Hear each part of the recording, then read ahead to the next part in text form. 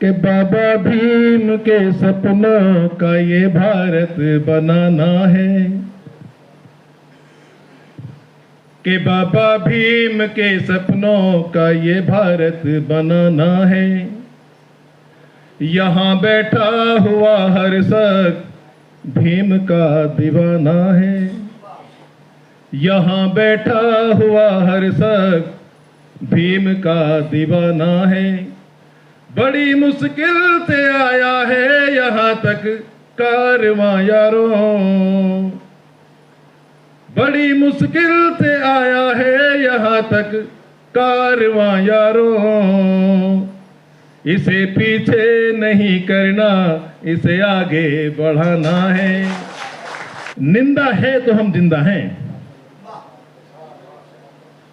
तो निंदा से नहीं घबराना है, निंदा से नहीं घबराना है। राहुल नागपाल जी एक बात कहा करते थे, मैं तो उनका बड़ा फैन हूं, बहुत पुराना फैन। आप तो ये पत्रकार भी करते हैं, ये मंच की बड़ी आज भी शोभा है, कल भी शोभा थे। इन्हीं की चंद लाइनें हैं कि बाबा भीम के सपनों का ये भारत बनाना है, कि बाबा भीम के सपनों का ये भारत बनाना है। यहाँ बैठा हुआ हर शख्स भीम का दीवाना है, यहाँ बैठा हुआ हर शख्स भीम का दीवाना है। बड़ी मुश्किल से आया है यहाँ तक कारवां यारों, बड़ी मुश्किल से आया है यहाँ तक कारवां यारों। इसे पीछे नहीं करना, इसे आगे बढ़ाना है, इसे पीछे नहीं करना, इसे आगे बढ़ाना है। बाबा भीम के सपनों का ये भारत बनाना है। बनाएंगे, यही लक्ष्य हमारा होना चाहिए। हमारे रास्ते अलग अलग हो सकते हैं लेकिन मंजिल एक होनी चाहिए। हमारे वक्तव्य अलग अलग हो सकते हैं लेकिन मीनिंग एक होना चाहिए। हमारे चेहरे अलग अलग हो सकते हैं लेकिन बात एक होनी चाहिए। हमारी जबान अलग अलग हो सकती है लेकिन मंतव्य एक होना चाहिए। लेकिन आजकल थोड़ा सा ये सच है, एक दौर चल निकला है। ये तो अजय भाई पॉलिटिकल लोगों में देखने को मिलता था। तो एक जगह पहुंचा हुआ व्यक्ति दूसरे को अपने बराबर आने देना नहीं चाहता था, न कल न आज न आने वाले। लेकिन दोस्तों, सामाजिक संगठनों में जब वो पॉलिटिकल मानसिकता के लोग थोड़े आ गए तो उन्होंने यहां भी कुछ ऐसा करना कमोबेश शुरू कर दिया जो नहीं होना चाहिए। जो मेरे बाबा की बात करेगा, जो मेरे मिशन की बात करेगा, जो मेरे बहुजन की बात करेगा, वो चाहे पत्रिका हो, चाहे पत्र हो, बहन हो, चाहे भाई हो, मैं स्वागत करता हूं तुझे। हम सबको करना चाहिए, लेकिन हमें इतना भी शिक्षित और दीक्षित होना चाहिए कि हम ये तय कर सकें कौन हमारा दोस्त है और कौन हमारा दुश्मन है। क्योंकि ये दौर वो चल चला है, ये दौर वो चल निकला है जहां पर आपकी वाणी बोल के आपको चला जाएगा। मुझे याद पड़ता है, अभी 3 महीने पहले की बात है, 2-3 महीने पहले ये विनोद भाई बैठे हुए हैं, विनोद कुमार बेलीराम जी। अभी सभासद के चुनाव हुए तो जिन लोगों को बाबा साहब का पूरा नाम लेना नहीं आता था, नरेंद्र जी, वो बाबा साहब के स्टैचू के 100 मीटर दूरी पे कह रहे थे ये नारे कैसे लगा हुए हैं, ये तो मोहल्ला आ लिया है उनके अनुयायियों का। एक कह रहा लगाओ जय भीम, एक कह रहा भीम की जय हो, फला नहीं हो। तो वो तैयारी कर रहे थे कि बाबा साहब के लोगों का मोहल्ला आ गया है, अब कैसे कैसे बोलना है। तो दोस्तों, कुछ हमारी वाणी को बोलने वाले लोग हमारे बीच आ जाते हैं, उनसे हमें सतर्क और सावधान भी रहना है। और एक विशेष ध्यान रखना तरुण जी, एक बार क्या हुआ, 2 शेर थे, बड़े दोस्त, बड़े प्यारे दोस्त, घनिष्ठ मित्र, बहुत अच्छे मित्र। किसी बात को लेकर उनमें कहा सुनी हो गई, मतभेद हो गया, मिसअंडरस्टैंडिंग हो गई, दोस्ती खत्म सी हो गई। ये बात धीरे धीरे आसपास के जंगल में फैल गई। तो एक दिन क्या हुआ कि उसी में से एक शेर के बच्चे, शेर की पत्नी और उनके 2-3 बच्चे जंगल से होके निकल रहे थे। कुत्तों को ही बात पता लग चुकी थी, भाई इनकी तो अब कटफट है। कुत्ते का एक झुंड आया और उन 2 दोस्तों के एक दोस्त की पत्नी और बच्चों पे हमला कर दिया। लेकिन तभी क्या होता है कि वो दूसरा दोस्त जो कि दुश्मन था आजकल उसका, उसने देखा कि मेरे पूर्व दोस्त की पत्नी पर, बच्चे पे जो है कुत्तों का झुंड हमला कर रहा है। वो तुरंत आया और आगे कुत्तों को चीर फाड़ दिया। उस दूसरे शेर ने आकर के कुत्तों को सरदार जी चीर फाड़ दिया। तो शेर के बच्चे बोले मां से, मां अंकल का तो आना जाना बंद था हमारे घर पे, ये तो कई महीनों से हमारे घर पे आ नहीं रहे थे, जा नहीं रहे थे।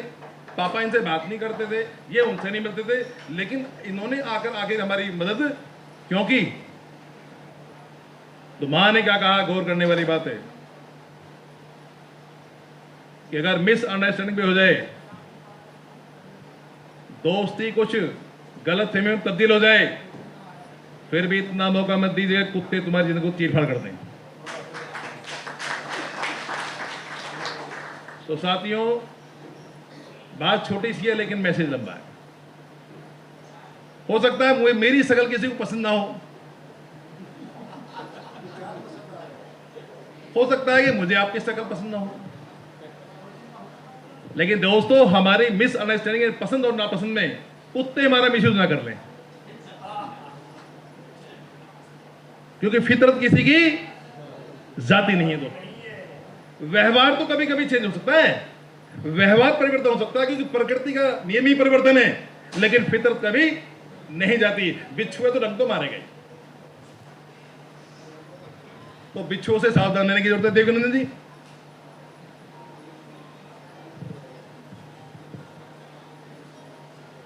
ये सन्नाटा बताता है कि सुन रहे हैं।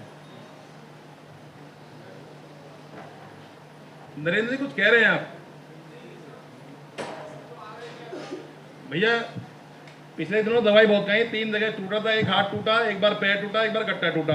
अगर माफी चाहूंगा, आधा गिलास पानी दे दो यार, दवाई के कारण जो है हलक सूख जाता है कई बार। बहन जी अभी बंद कर लो, ना तो हलक सूखने वाली बात दी जाएगी। मेरी शक्ल देख के मुझे गीत गाना होगा। ओहो, चलिए राहुल जी, ये वैसे सूर्य को मोहब्बत दिखाने वाली बात है।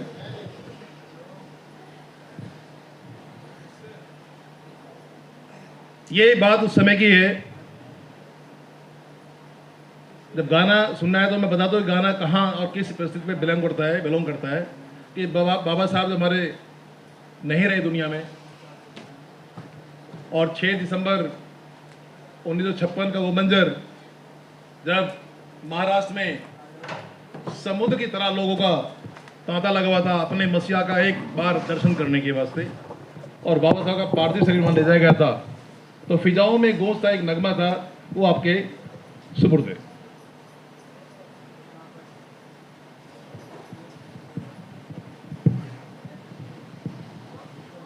चमन से कौन चला है खामोशियां लेकर, चमन से कौन चला भी रो रही है सिसकियां लेकर, चमन से कौन चला है खामोशियां लेकर। बहुत सारे लोग थे जो बाबा साहब को देखना पसंद नहीं करते थे, बहुत सारे लोग थे जो बाबा साहब को इस दुनिया से जाने की दुआएं मांगते थे, नालायक लोग।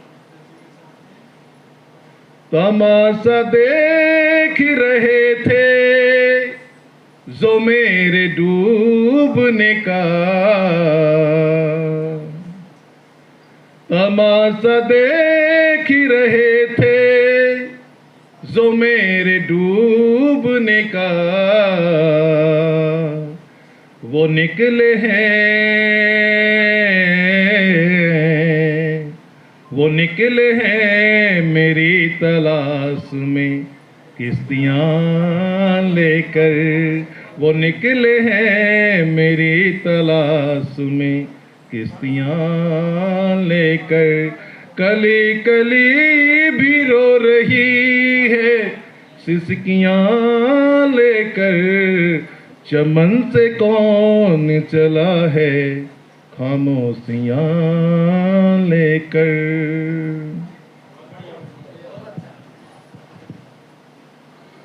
जो रात दिन मेरे मरने की कर रहे थे दुआ उन कमीनों के लिए, जो रात दिन मेरे मरने की कर रहे थे दुआ,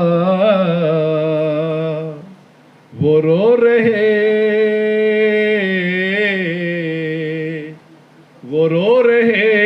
हैं जनाजे पे हिचकियां लेकर, वो रो रहे हैं जनाजे पे हिचकियां लेकर, कली कली भी रो रही है, सिसकियां लेकर चमन से कौन चला है, खामोशियां लेकर।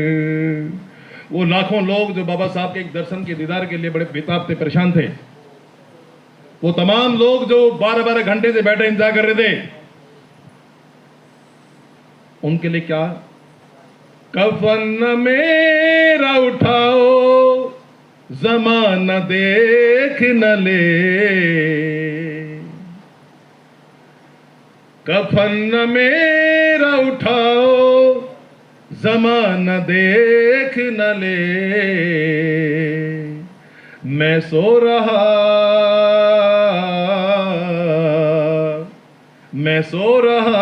हूँ तुम्हारी उदासियां लेकर, मैं सो रहा हूँ तुम्हारी उदासियां लेकर, कली कली भी रो रही है, सिसकियां लेकर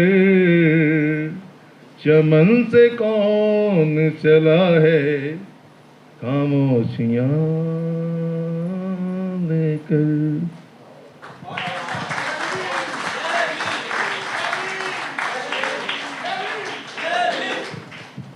थैंक यू सो मच। जय भीम, नमो बुद्धाय।